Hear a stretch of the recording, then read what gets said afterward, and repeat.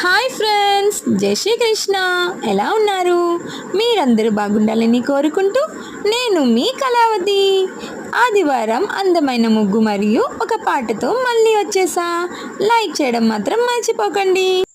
ఇదిగో నిన్నే అంటూ ప్రేమే ఎదురై వస్తే ఏ పూలు తేవాలి పూజకి, నీతో జతగా ఉండే వరమే నువ్వే ఇస్తే ఇంకేమీ కావాలి జన్మకి.